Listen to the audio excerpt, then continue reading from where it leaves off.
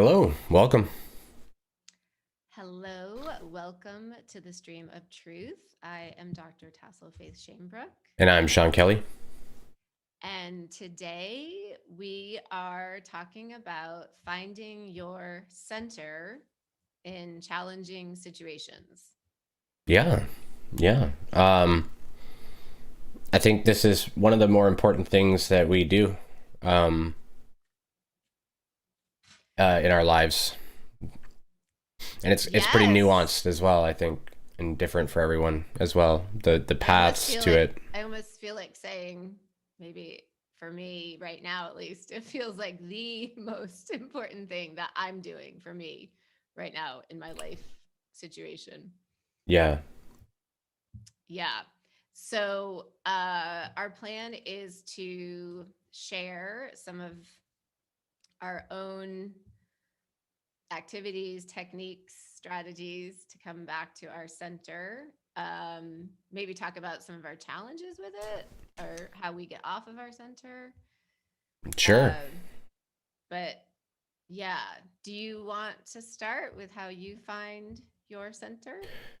sure. So I'd like to first um, add a term of balancing um, to the whole thing, and I think I put it in the title.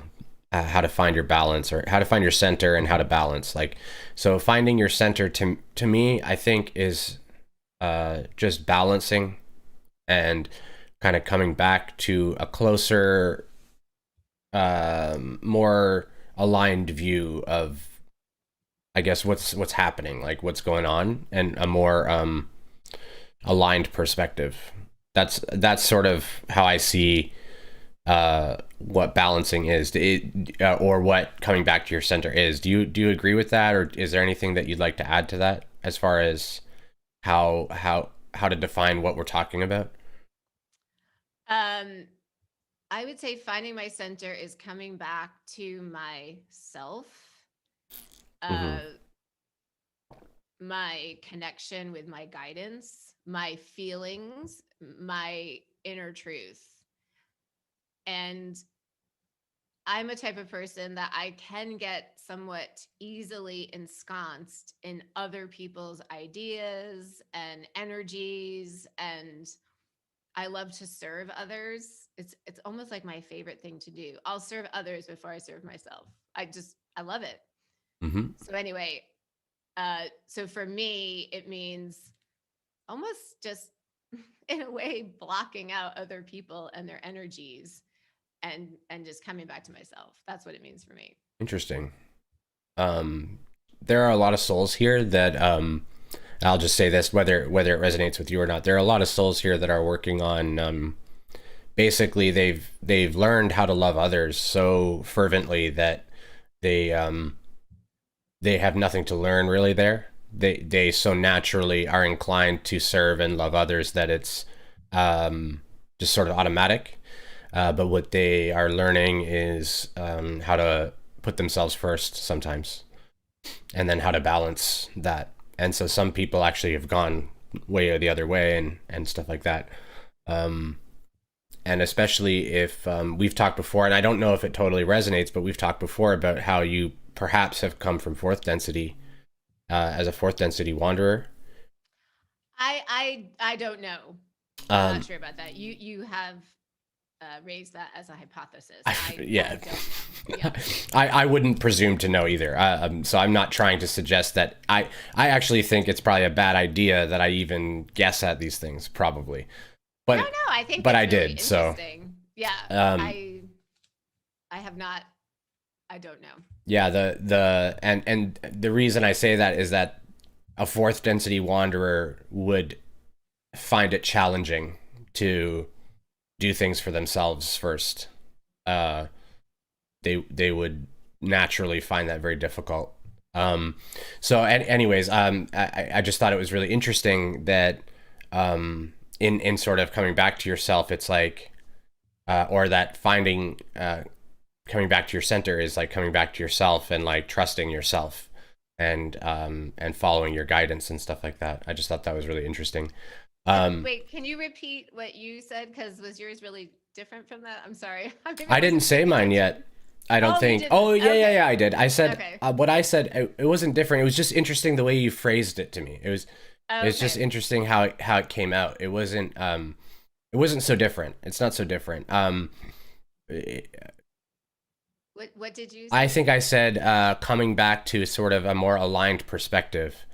And Okay. so I meant the same thing. Like Okay. I meant that when we're in an aligned perspective, we're more in our own truth. We're more accurately sort of seeing ourselves. We're less confused. Um, we're more just aligned in general. Um, and we are not being pushed by external forces to do this or that. We're not acting out of fear. That's sort of how I see it. That's the easiest way to define it for me. The like very base level is I'm not acting or reacting in fear. I'm acting out of expansion or out of and working towards harmony or that type of thing. Um, Yes. that's I basically the easiest way that I can think to discern am I in my center or am I not? And um, yeah, Yes, yes, absolutely. And when I'm in my center, I'm able to inhabit the space of all is well, no matter what is, no matter what crazy is going on externally to me. Right here, where I am, it's all good. I am fine. All is well right here. yep, Um, and I just feel like saying I'm so grateful to know this space. And I'm not saying I'm always there, and I'm not saying that sometimes it's not difficult for me to get there. But previous to my awakening, at least, I don't think I ever was there. I didn't know that existed. I didn't even know that was possible to feel that way. Uh, Everything before my awakening was about, oh, this is happening on the external, and then I'm going to basically react to that. And my orientation, my feelings were just always in response to what was happening outside of me. yeah, So it's just like a ship being buffeted by the storms of life. And sometimes I can still feel that's what I end up doing. yeah. It feels like But that I, sometimes. but Totally. at least I know I don't have to.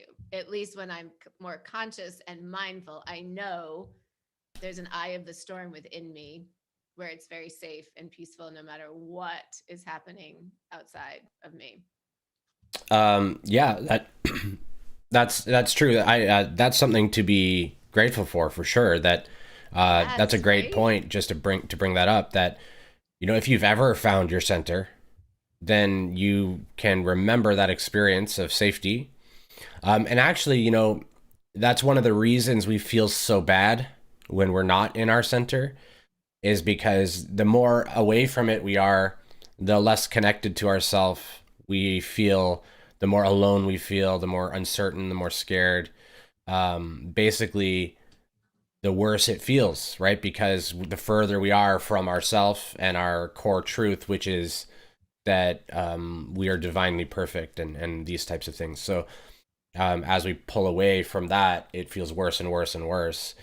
And the trick can be though, how do I get out of the cycle? Like how do I, if I'm off my balance, you can't, most of us can't just go, okay, I'm balanced. Like it, you know what I mean? Yes, We this can't is just snap into it the necessarily. biggest. Oh my goodness, I have so much to say. I want to just say that being alone, spending time alone, is to me what brings me back to my center almost just naturally.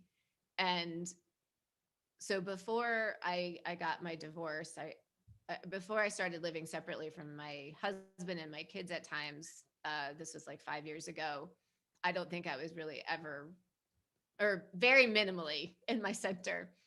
And then when I started living alone at times, when my kids were at their dad's house, um, it was this very slow process of slowly kind of getting to know myself and slowly feeling tendrils of this experience of this peace. It just sort of happened naturally. I wasn't trying. I wasn't, I have never been a very good meditator, like sitting and just being quiet. That doesn't feel super aligned for me, actually. Uh, so I was never like in a way trying so much to find my center, but just over time, when I was alone, I could feel a peace within me and this connection to spirit more and more. So, anyway, what I'm trying to say is now these days, I spend quite a lot of time alone. And I'm so grateful for it, actually. Although it's funny because my human mind still doesn't really like it. My human mind still somewhat doesn't even like what I'm saying right now because my human is super social. She's a Libra. She loves people. She loves to serve. She loves that so much, my human. Yeah. Uh, but my soul does love the time alone. And that is where I find myself. And that is what absolutely keeps me balanced.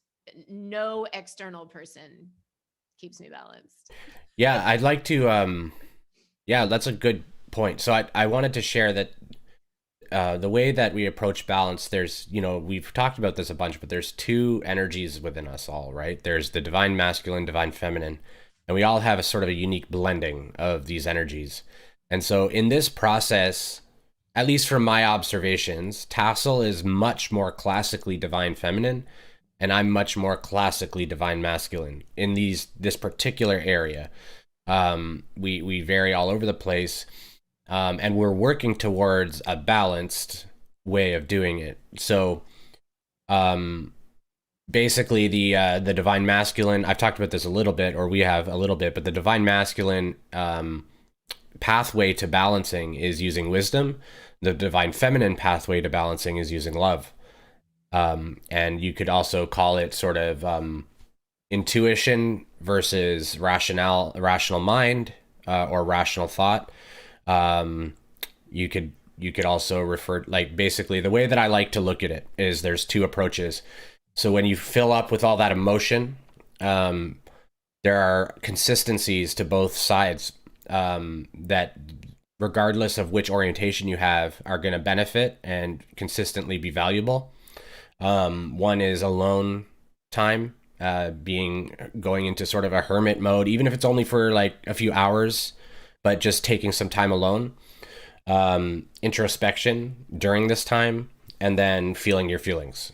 So all those three things are basically, in my opinion, going to be consistent as far as always giving benefit to moving through any of these situations where you come off of your balance. Can you repeat those three things one more time that you said? If you remember. So, like, being alone, right? Going into a hermit phase. You can imagine. We all know the story of Jesus in the cave. Yep. The cave is a metaphor for going within. It's for withdrawing from the external world. He did go spend 40 days and nights in the desert, and I think he did spend a lot of time in the cave when he was doing his initiatory work as a magician. But really, the writing is a metaphor for going within and going into that sort of what's it called when a butterfly or cocoon, like you go into a cocoon. The metamorphosis. It's you go within, you try to shut everything out, you deal on yourself, and you serve yourself by feeling your feelings and introspection.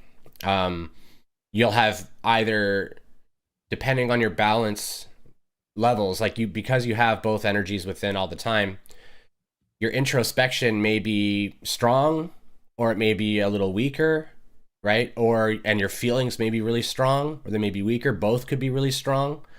So you have a different sort of, you're a whole unique flavor of how you navigate that.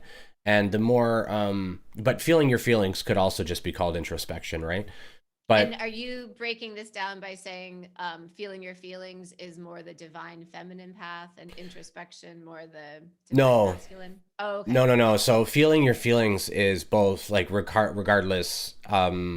The feelings that arise and the intensity of them and sort of how accurately they can be observed, how deep they can be seen, tends to be a component to the amount of divine feminine polarity that's in that person.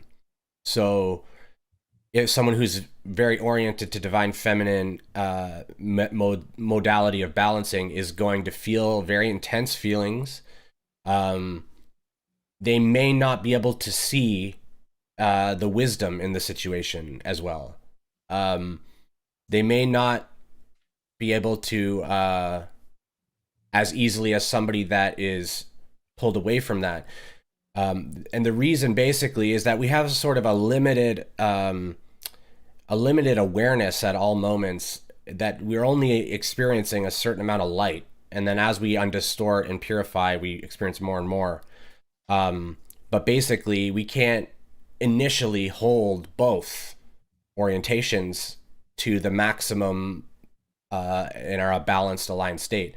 So what ends up happening is we learn the lessons of wisdom as we're moving through our feelings, and then as we're moving through our feelings, we're also learning the lessons of our emotion and love, whether it's love of self or love of other selves.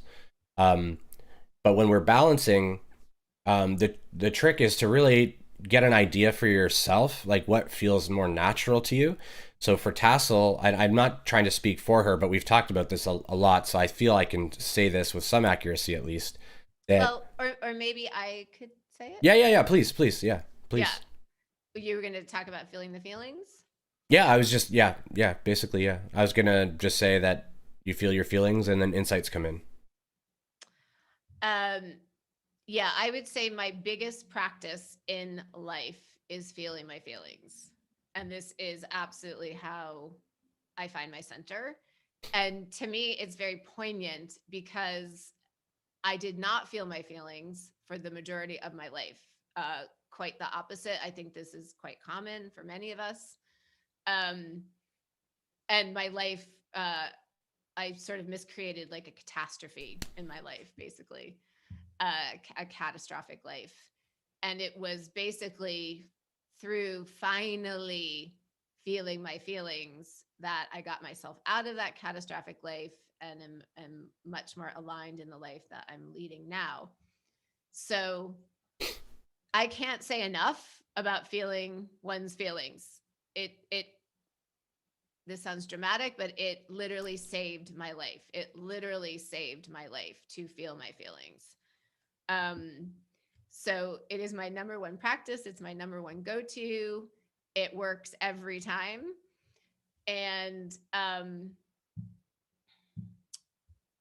a more recent deepening of this practice for me, which I think brings me to a deepened center, is to have, in a way, even more courage about the feelings I'm feeling, meaning going deeper, deeper, deeper, deeper, deeper into the scariest feelings that are there, the taboo feelings, feelings of not wanting to be on the planet at times. So I would just like to highlight that that's an expansion into your divine masculine, using the wisdom of I'm safe, I'm okay, this, I'm gonna move through this. That's wisdom, right? And you're using, basically, in those moments when you started to expand into those areas that are like harder, you're calling on your divine masculine energy to help to in the past maybe you might avoid some of those feelings, and not that I didn't. I still avoid feelings, right? And I don't mean to. So it's no criticism at all. But when we start to like expand and be able to do both, and that's when things get really tricky for us, I think, because now we're trying to figure out what is the most natural way Well, what happened for me, I don't know if this fits into what you're saying or not. What happened for me and why I was able to start a much deeper feeling of my feelings, going to places I hadn't gone before, was because somehow I came to this realization that I am going to honor whatever is coming up for me, no matter what. I'm not going to judge it. I'm not going to think, oh, that's not okay to feel. You shouldn't feel that. Push that one away. It became this blanket of honoring Hmm. of myself and my internal experience. That's what brought me to this place. Yeah. And I'll just say also that I was so scared of feeling my feelings years ago, even during my divorce custody situation, which was brutal. I didn't really feel my feelings. I hardly even cried Yep. because I was so scared that if I went there, I wouldn't come out. And I was Yep. I was alone a lot, and the fear of going there and being in so much despair and alone, excuse me, terrified me. Yeah. And Yeah. and so I avoided it. So yeah, I've come a long way in being okay with going to despair Yeah. and other very, very uncomfortable places. Um, and I will say when I go there and then I feel and I honor it and I acknowledge it and I integrate it and I clear it, oh boy, do I feel so much better. Hmm. And I feel my center has deepened and my connection with my guidance and the divine has deepened because of that deepening. Yeah. And I would say the more intense that people feel their emotion, the more likely it is that this way of trying to come back to balance through literally just allowing and feeling it as best you can is probably going to be the most effective, or they'll probably find that. Um, And I want to say that to me, what goes hand in hand with feeling the feelings, and some people might put this together as one, but is inner truth. That phrase is very profound for me. What is my truth on all topics?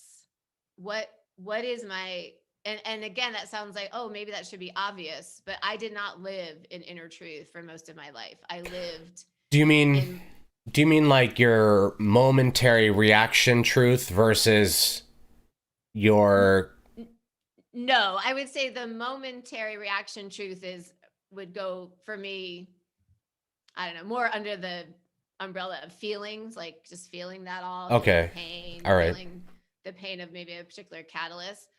What I mean by inner truth is my inner core truth around anything.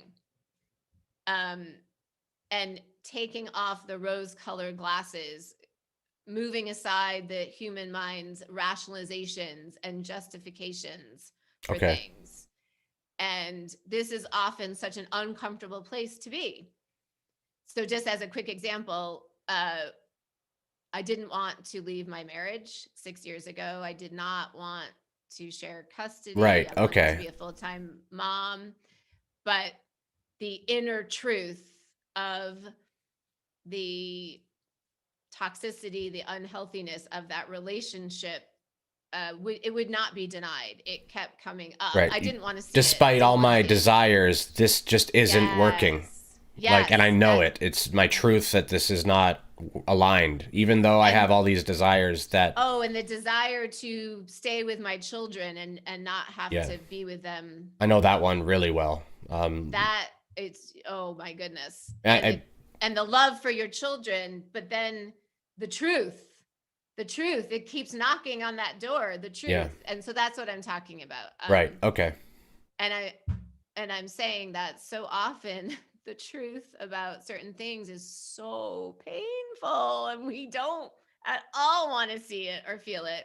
mm-hmm, But that, to me, these two practices of feeling the feelings and really uh, honoring your truth about everything. That's what really grounds me. Yeah, I would just like to comment that holding the higher truth uh, is one of the hardest things to do. Like, um, it's so easy to get sucked into our more human like side that wants this, wants that, hates that, you know, is annoyed by this. It's really easy to get like sucked into that stuff. It's one of the hardest things I think to do, to just let that part of us be like, while we like basically ignore it. Not ignore it. That's not the right word. Allow Maybe it, honor it. honor it, like hold it, But what I almost mean like a is, parent. Like, yeah, I'm sorry. I know this is we don't so have to act painful. from it necessarily. Yeah, to honor it, hold it, let it have its feelings about it, Right. let it be a brat if it wants to be a brat, let it have a temper Yeah. tantrum, but holding that, I And like that and the phrase, higher only truth. the best way that I've found to do that is just to accept, like, you know, I feel this way. You know, I feel like like a brat, or I feel like you know, I'm being a little like egotistical, I'm being arrogant. And the great and most challenging thing about awakening is you start to not be able to not see yourself. You like, And so the truth, yeah, you right? can't Yeah, you can't trick yourself or deceive yourself the way you used to be able to. So exactly, what happens exactly. is, you know, and Tassel was saying this perfectly, that, you know, you see where you're deceiving yourself, and um you know that that's what you're doing. And so the awareness of that is like, well, you know, I can pretend for a while maybe, and I can, you know, try to ignore that and stuff, but it just becomes so uncomfortable that most people will not continue doing that for too long, though, you know, that can Yes. go on for a long time. So And I want um to quickly amend what I said, because I said, oh, maybe we're acting like a brat. That's not honoring of the feeling. So well, it I really depends. actually, I, for me at least, I want to move away from viewing any of my behavior with that type of label, because Yeah. I'm in a deepening practice of really honoring my internal Yeah, experience. So what I I just wanted to say, for me, I don't want to use that term. it's hard because we have to be honest with ourselves about the behavior isn't behavior that I align with. Like, so we want to be able to say, uh, this is something that I've had challenge with, because, you know, if I notice that I feel something that I'm like, ooh, that's a bit arrogant of me to think this way. That's a little arrogant. Mm-hmm. Mm-hmm. I have to be able to say that's a little arrogant. It's okay. I accept it. It's here, but it is a little arrogant. I have to be able to notice, uh, honestly and authentically, the darker or polarity of it that I don't really want to look at. I have to recognize that I and so I'm saying, for me, it is helpful for me to say I am being a brat right now. And I don't think I want to embody that. Now, I'm not I'm not judging myself because that's coming up. I'm aware that it's coming up because programming and all these other things, distortions, the reason it's coming up so I can see it. So I I think can it's, remain sort of peaceful about it. yeah. It all depends on I, what we are able to accept about ourselves or not. And so if we call ourselves a brat, and we're like, oh, that feels really bad to say that, that what that means is that we're saying, if we're feeling like a brat, that that's not really okay.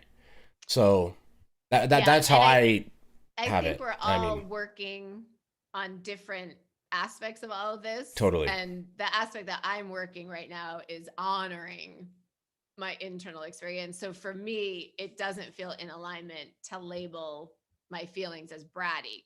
For I someone don't else, they might be working a different aspect of all of that. It might be perfect. So yeah, whatever is feeling, I, you know, I simplify it aligned a for you. lot, and so I Yeah. think the reason that I often will say these things and do a little bit of devil's advocate in the show is just so that both perspectives are getting thrown out. Yeah, Um, absolutely. I was just trying to correct myself. I used the word bratty. I So I was just trying to say that yeah, I don't, we I actually don't. speak in a lot of labels, anyways, right? Yeah.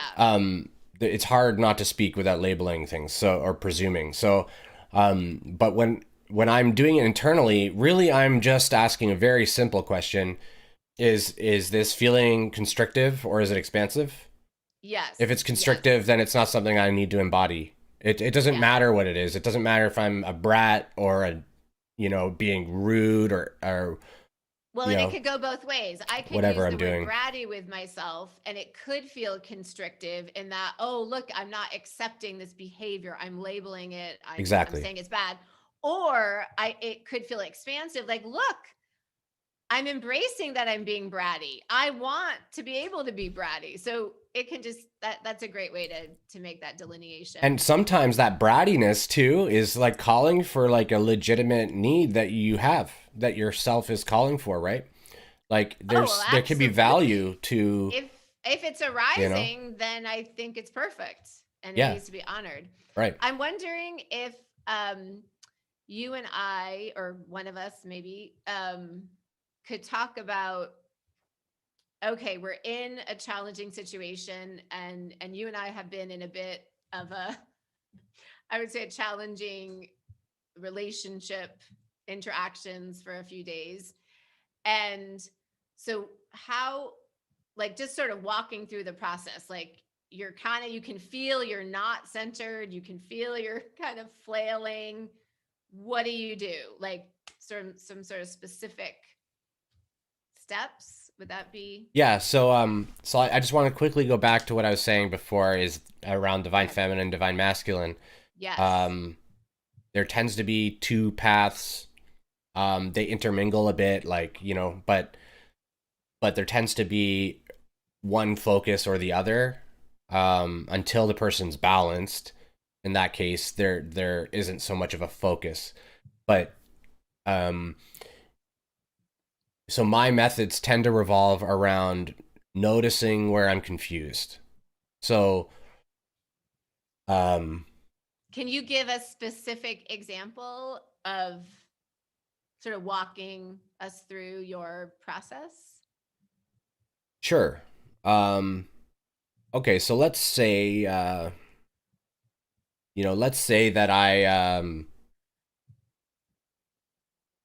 I do something.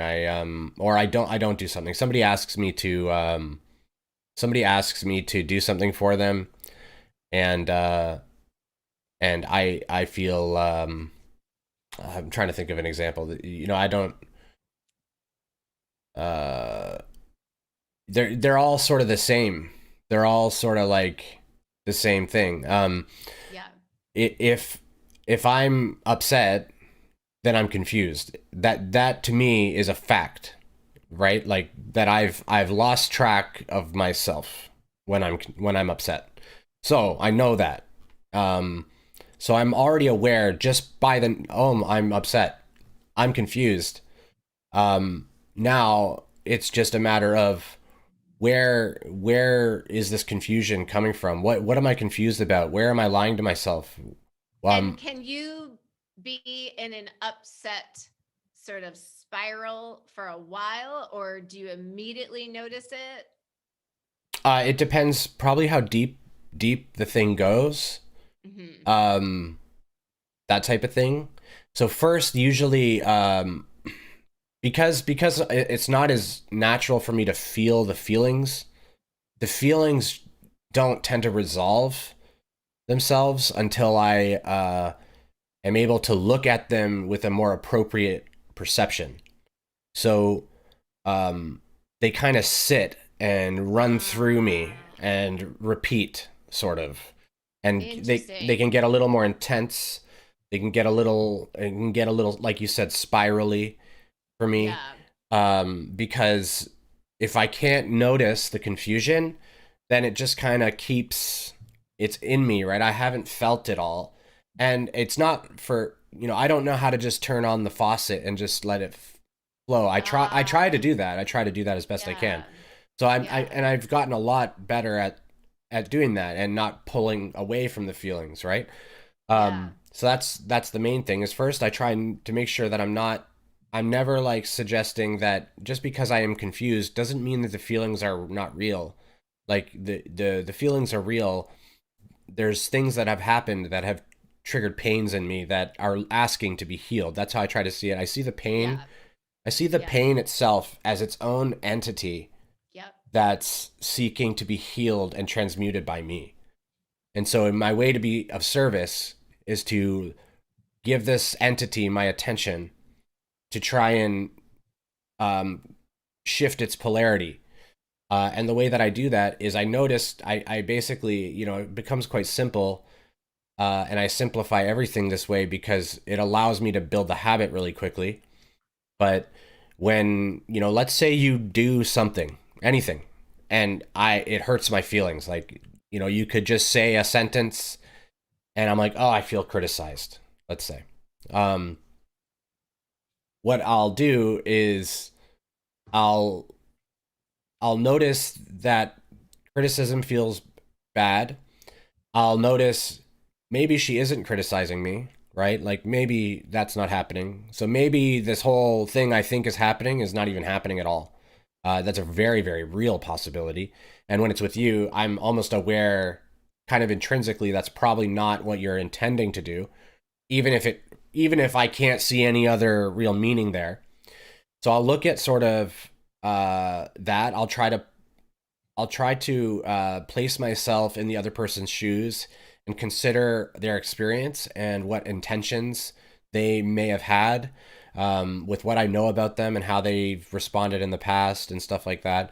I think everyone does this to some degree or another, and we just get better and better at being more, I guess, accurate with what's going on, depending on how well we know people and how good our intuition is and all that stuff. Um, but then what I just try to do is like I remind myself that she, like, you didn't hurt me. I hurt me, right? Um, there is no separation. And that this idea that this other separate person has done actions or said words or done things that hurt me is not real. It's it's not real. All I've experienced is myself, and I have traumas that have come up, um, and I need to look at what those are, and I need to stop looking at you and being like, why does she criticize me? Why would she say that? Why would she do this? That type of observation is looking at um, a story that may not exist. It's basically creating a meaning out of what you said or what you did that is not necessarily real. Um, and I start to look at, what is it about what just happened and what led up to it. Usually there's a lead up. It's not usual that just like one sentence just I'm like, oh, ow. It's normally like a build up, right? And then I'll sort of hit my limit, and that's when I'll get reactive. And so to prevent reactivity, I tend to try to just notice where I'm confused. Now, the difficulty in that approach is that it feels really bad. It feels really, really bad to uh kind of basically say, you know, Sean, the way you're interpreting all of this, like you're kind of being nuts. You're being a little nuts. Like you're seeing separation. This is what my definition of insanity is that Eckhart talks about as well. Eckhart Tolle, um, is that the only true insanity that we experience is the idea of separation, the idea that we're separate from God and separate from each other. Um, that is the only thing that I would say is insanity. It's the only thing that's unreal about our experience here, and that's what I call the illusion. And so when I'm experiencing that, it hurts because it's so unaligned. And then because it hurts so much, the mind makes a story about it Oh, I get it. It hurts because I think she's criticizing me. Basically, I try to just really look at those things, and it sucks. It sucks because I'm not really giving much self comfort or care to my human or egoic identity that's in pain. And so it's a challenging route to go, and it's unnatural for most because it requires that we very directly and honestly basically tell ourselves, sorry bud, you're wrong. Like, sorry bud, you're mistaken with how you're looking at things. um and so that is a challenging way to go. um as far as I've noticed, people all do this. But basically, in my experience, it becomes easier and easier as we do it more and more. But then we can start to go too far with it, and we start to ignore how we feel. And so there's a balance where we're like accepting what's coming and listening to it, like hearing it and trying to really find out, like, objectively or unbiased, in as unbiased as possible, like, is there something here that is legitimate, right? Are there legitimate concerns here, or am I just upset over really nothing? I'm just upset because I have this old pain that's come up, and I don't have to be. It's sort of realizing some of that. That's sort of like the it's difficult to describe, but that's basically the way that I go about it. And so I try to feel the feelings, and I try not to avoid them. Um, but it's a lot for me. That part of it is not so easily manageable. They Yeah. come as they come, and until I think what happens is, like, as the feelings start to come, I like if you imagine a faucet. Mm-hmm. It's like the water being the emotion comes out, and it's like too hot. So Yeah. I turn the faucet down so it stops burning me so much. Oh, like the feelings are too painful, you mean? Basically, because my perception is confused, the feelings are so painful, Mm-hmm. and I'm like, I don't have to have all that pain with them. I can adjust my lens so that Okay. the water comes out in a comfortable temperature. I see. Right? So I don't need to see it the way I'm seeing it. I know that I don't need to. I don't Okay. have to have the pain. Yeah. Um, so it's like I just automatically just close the faucet, or the faucet starts to drip or whatever. So it's Yeah. still coming out a bit. I'm still in the emotion. Yeah. It's dampened, but I'm in it, and I'm perturbed. But it's not as painful in that state. So then what happens is I need to correct my perception. Um, and when I correct my perception, then I can feel it all. And what I end up seeing is the other polarity. Either I see a neutral or a positive polarity of the feeling, and I feel grateful, or I feel Mm. nothing. So, Yeah. so the experience, instead of opening up the floodgates of the emotion Yeah. first, it's as if I dampen them, adjust perspective, and then open the emotion, and allow the emotion to Ah. come out when it will be more aligned. Now, This is really interesting too, because I hope it's okay to share. Like when you're going through something, you seem a bit shut down. And I guess that would make sense because you are literally kind of shutting yourself down to not feel everything so intensely, I guess. yeah. So, yeah, that's yeah, basically shutting down a little bit. Yeah. It will, and it's not that I'm like, I'm not angry, or like, and I could come across as angry, distant, whatever. Um, You but seem very like dulled and like you're not really there I'm dampening my everything. closeness to the experience so Yeah. that I can observe it from a place that is more aligned instead of Mm. feeling so bad. Okay. The issue is because of my magical practice, I think this is a way to protect my body, Uh-huh. and my to keep my vessel sort of healthy to some degree. Mm-hmm. Um, because if I feel too bad about myself, I get sick really, really fast. I'm very suddenly sick, like quite sick. So in order for me to live here, I have to be able to stop myself from feeling so bad about, like, basically me thinking hateful thoughts about myself causes illness to manifest like within minutes. I start to feel sick. I think I've told you before that one time I was sitting and I was so mad at myself that like I don't know what happened. Blood vessels exploded or something in my Wow. head, and I started bleeding out of my nose.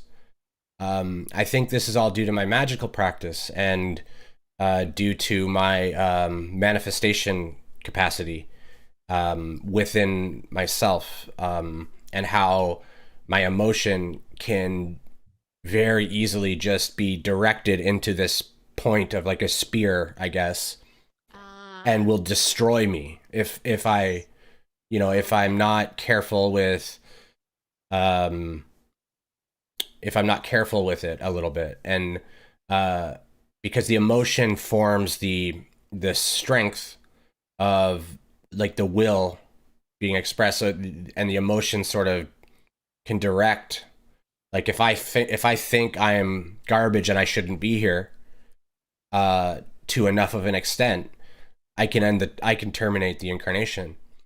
And so I have to be careful when I'm feeling something like that. I have to be able to go, no, no, no, no, that's not right. I need to stop all that. And so if I have to cut off all feeling, if I have to close my heart, or if I have to, whatever I have to do to not turn that energy on myself and hurt Yeah. myself. Yeah. Um, and it's an interesting lesson that I've been learning because Jesus sort of did the opposite thing according to the law of one. Jesus, when he was coming into this power that I'm talking about, he put his hands on another human, and the other human died. Um, and that was his final restitution in this density, was to give his body, to repair that karma that happened from accidentally killing another person through magical practice and not understanding their own power that exists. Um, So whether that just resonates or not, but that's just it's an interesting lesson that I'm working on.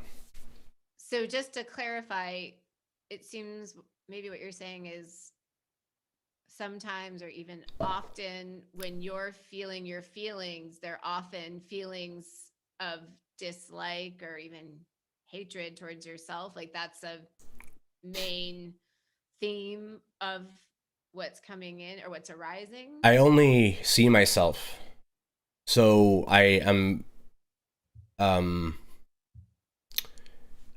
uh, I I don't I don't discern separation very much, Mm-hmm.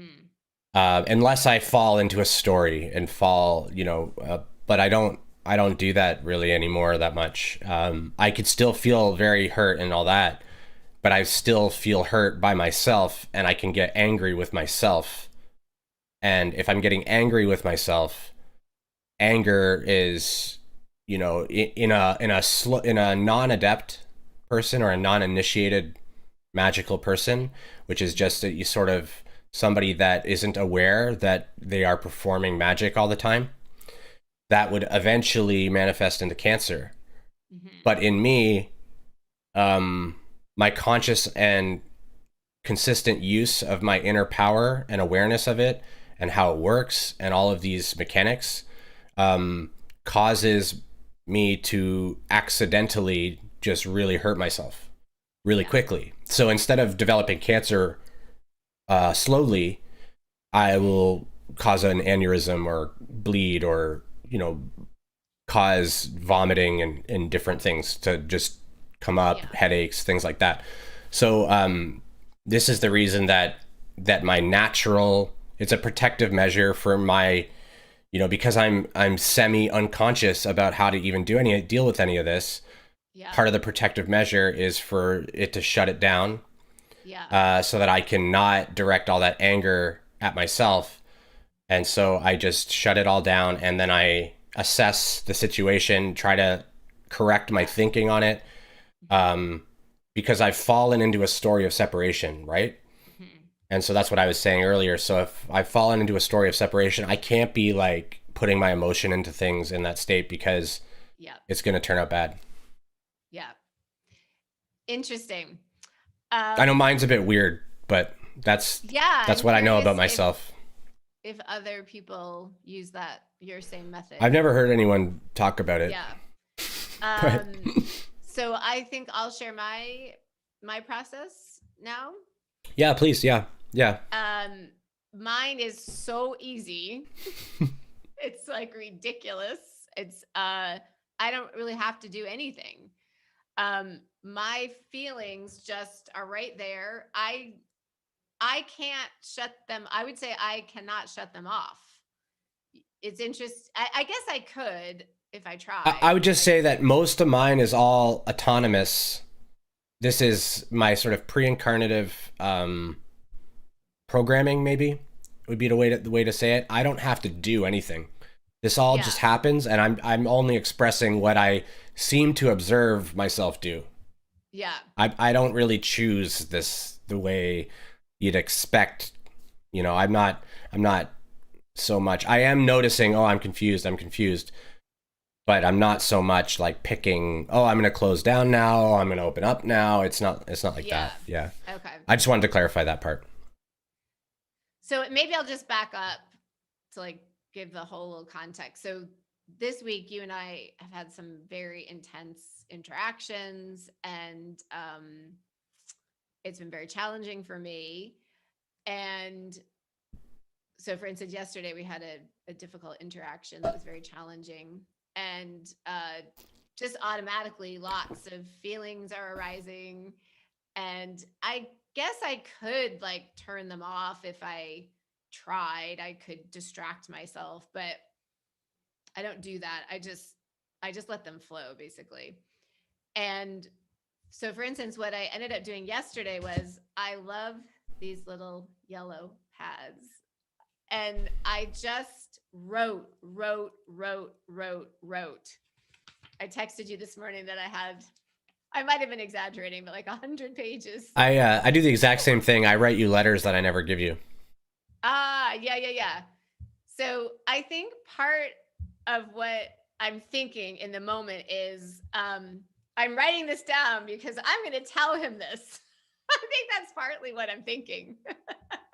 I want to make sure I get this thing down so I can tell him this. But then what happens is just through the writing and the feeling of it, most of it just dissipates. And it I've I've switched the charge of it. It's not charged, and it's gone into peace. Um, so that's a major grounding practice for me of Yeah. just getting it out of me and on paper and feeling it. And I have become a huge crier. I'm just going to say it. I cry a ton. I never used to cry. I cry so much. I don't, maybe I'm over exaggerating. I just mean like I'll just easily just allow myself to cry, like here and there throughout the day. Usually it's not that long, but just when it comes up, I'll just do it. I cry. Um, so that's my major practice, is just to feel my feelings, and it grounds me so much. And then what usually happens is the truth comes up like this beautiful gift arising from the depths of my soul, the insight. I call it almost the same. It's the truth slash insight comes right up right after the feelings. I don't have to do anything. It's just right there. And I get really clear on things. And then I just wanted to, especially because we put these in the description, I just wanted to go over a few other practices that I do that help me as well to ground and center. And these are like things people, a lot of people do, like being in nature. I love just going outside in my backyard in my bare feet. I go out there every morning to I call it the poop patrol. I've got dogs, and so I pick up their droppings, and it's actually one of my favorite part of my day because I'm outside and I'm in my bare feet. Even when it's really cold out, I'll usually go out in my bare feet because I just, I'm connecting with precious Mother Earth, and I feel her. And just if it's warmer, like lying down on the earth and just feeling our mother. And oh, I love to be in nature. So that super, super grounds me. Being around big trees, especially, so grounding for me. Dancing is really, really grounding for me. I find my way back to myself through dancing. And then I also love doing shamanic journeys and going into the akashic records. That's a little bit more for wisdom insight. But I also do find it very grounding as well because I'm just connecting with the divine, Yeah. and usually getting guidance and clarity, and sometimes healings or expansions. So, but number one for me, just feel everything. That is what grounds me. Yeah. I just wanted to offer one thing that you had talked about when you were talking about writing. So one thing that I'll do is I like to talk to the person, the other, if I feel like I'm in a conflict with someone, I like to talk to their higher self. Yes, I do So that all the time. yeah, so I'll just, like talk out my irritation, just basically so I could feel like I've released it, Yeah. because I know that I don't necessarily want to say this stuff to anyone, like for real. But it helps me to feel like I have a little bit, right? It helps me to feel like I have said it to the part of Tassel that would never judge it, and not even it wouldn't hurt her.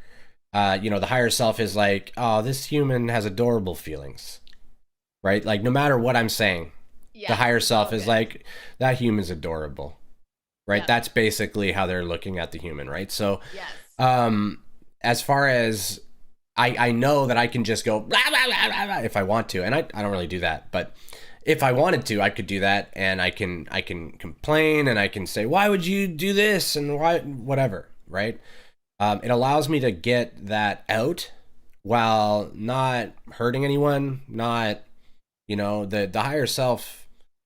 I do believe that if you call and have intention to speak to them, that they will hear you. Um, it I believe that they will answer calls. So uh, I believe that they're hearing me, and that's what helps me. Is that I feel like the higher, at least the human self can feel heard. Like their higher self has heard what I'm saying, and it's really interesting. A lot of times I'll be doing that, and then just talking to Tassel's higher self, and then she'll message me and like say something about something, and it's like direct right, right in relation to what I'm sharing. Oh, that's really cool. Yeah, it's interesting. It's kind of like if you're doing Ho'oponopono and then you notice that people's energies sort of shift, and that type of thing. But I want to, the same type of thing. if it's okay to quickly share, I sometimes in very challenging situations that involve a lot of people where I might not feel I can really communicate with them in the best way, I will ask for all of their higher selves to come in. And I even, I don't know, this helps me. I even take little pieces of paper and write down higher self of this person. And so I see them like on the table, and I'm in a sacred circle. So it makes it more tangible to me that, okay, I'm meeting right now with everybody's higher self, and I ask very humbly, and I thank them for coming. I take it seriously that they're doing this for me, and then I have a sacred circle with a group of higher selves, and basically all I ever ask for is, please let the highest and best resolution for all involved unfold. That's that's basically what I always say. Yeah. But it it does feel like it's working, and it feels empowering, and it feels, especially when you can't necessarily communicate, that you're doing something and you're sending out and asking for highest and best. Yeah. G. Jordan asked a question. They said, I'm lost after a spiritual awakening. I feel dumped and at the same time connected. Where do I go? What do I do?" So this question is so generic, I think, that I have trouble indicating to you any advice other than, um, do some of the practices that we've been talking about here. Try to tune in to what feels bad, um, and try to look at that with a little bit more responsibility, I would say. Usually, after we have our spiritual awakening, we're still a little stuck in this idea that other people are doing things wrong. Like, we have an awakening. We see that there's divinity, and we see sort of the expansion of everything and our awareness and everything like that. But what happens is we wonder why other people don't see it. We wonder why other people say things that are hurtful or do things that are hurtful or try to change us. We have all these experiences. And for example, I'll just give something from mine that's persisted through my entire experience, which has been when I feel like somebody's not accepting me, it seems to be the only real thing that I have trouble dealing with. If it's a stranger, I'm fine. But if it's somebody that I care about and they're upset with me, then I feel not accepted. And when I feel not accepted, that's very hard. What I realized is that the reason that I feel that way is because that I'm basing my peace on whether or not I'm accepted. So it's not their responsibility to accept or not accept me. What they do or don't do is their free choice. And I may not enjoy it. It may not be my preference, but you know, we're all unique and different, and things that I do may bother them. Uh, Things that I do or say may just not be things they can grasp or understand or whatever. So for me, it was I had to go. Okay, I'm actually codependent in this way. I'm seeking acceptance from others instead of just sourcing it from within myself. Um, and I had to be honest with that. And so I've seen this capacity in myself.